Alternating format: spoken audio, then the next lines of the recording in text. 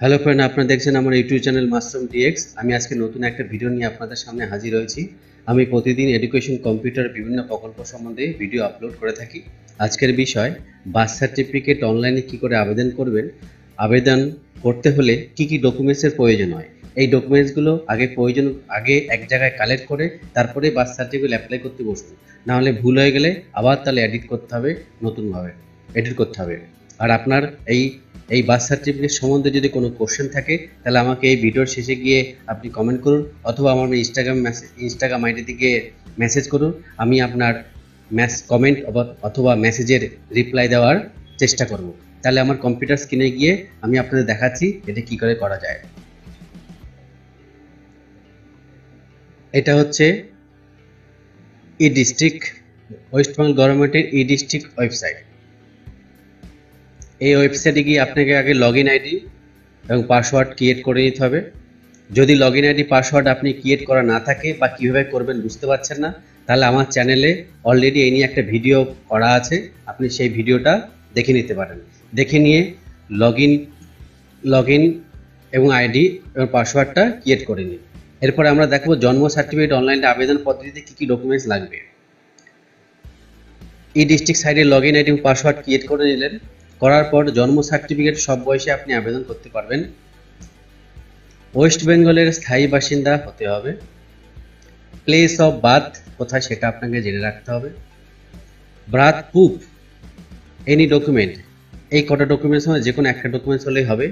প্রধানের verification certificate, hospital থেকে দেওয়া সার্টিফিকেট, ডক্টরের সার্টিফিকেট, কোর্ট থেকে এফিডেভিট, এই কটা ডকুমেন্টসের মধ্যে যে কোনো একটা হলেই আপনার হবে। ডিক্লারেশন অফ 5 পার্সন, ডিক্লারেশন লাগবে 5 জনের ব্যক্তির, আপনার বাড়ির আশেপাশের। যেই 5 জন ব্যক্তি ডিক্লারেশনে লিখে দেবে যে আমি ইনাকে চিনি, বা যে অ্যাপ্লিকেন্ট করছে তাকে আমরা চিনি, ইনার বাড়ি এখানে, উনি এখান থেকে এতদিন আছে, এটা ডিক্লারেশন লাগবে। আপনার ইমেল অ্যাড্রেস যদি না থেকে থাকে এটা ক্রিয়েট করে নিন, ইমেল অ্যাড্রেস করে নিন। মোবাইল নাম্বার দেবেন, যেটা আপনার রানিং মোবাইল নাম্বার সেটাই আপনি দেবেন। আধার কার্ড নাম্বার, আর আধার কার্ড নাম্বারে একটা জিনিস খেয়াল রাখবেন, আধার কার্ডের স্পেলিং যেন মিস্টেক না থাকে। যদি স্পেলিং মিস্টেক থাকে তার আগে আধার কার্ডের স্পেলিংটা ঠিক করে নিন। এখন আধার কার্ড স্পেলিং ঠিক হচ্ছে।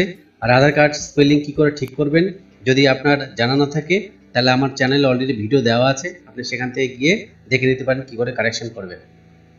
প্রেজেন্ট এবং পার্মানেন্ট অ্যাড্রেস অ্যাপ্লিকেন্ট, যে অ্যাপ্লিকেন্ট যে অ্যাপ্লাই করছে তার প্রেজেন্ট এবং পার্মানেন্ট অ্যাড্রেস এগুলো দিতে হবে।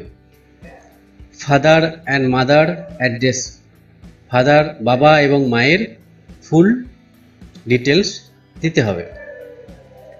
তাহলে আপনি বুঝতে পারলেন কি কি ডকুমেন্টস আপনাকে জোগাড় করে বা কালেক্ট করে তারপরেই আপনাকে অ্যাপ্লাই করতে হবে। আশা করি আপনি ভিডিওটা বুঝতে পেরেছেন। যদি আপনি বুঝতে না পারেন, যদি কোনো আপনার অসুবিধা হয়, তাহলে আমার এই ভিডিও শেষে গিয়ে কমেন্ট করুন, অথবা আমার ইনস্টাগ্রামে গিয়ে মেসেজ করুন। আমি আপনার কমেন্ট এবং মেসেজের উত্তর দেওয়ার চেষ্টা করব। আর আপনি যদি আমার চ্যানেলে নতুন হন তাহলে চ্যানেলটি সাবস্ক্রাইব করে রাখুন, কেননা আমি এরকম ভিডিও প্রতিদিন আপলোড করে থাকি। এবং বেল আইকনটি সঙ্গে সঙ্গে বাজিয়ে রাখুন, তাহলে চ্যানেলের নতুন ভিডিও নোটিফিকেশানটি আপনি পেয়ে যাবেন। ভিডিও দেখার জন্য অসংখ্য ধন্যবাদ। চ্যানেলে অন্যান্য ভিডিওগুলো দেখুন। জয় হিন্দ, বন্দে মাতরম।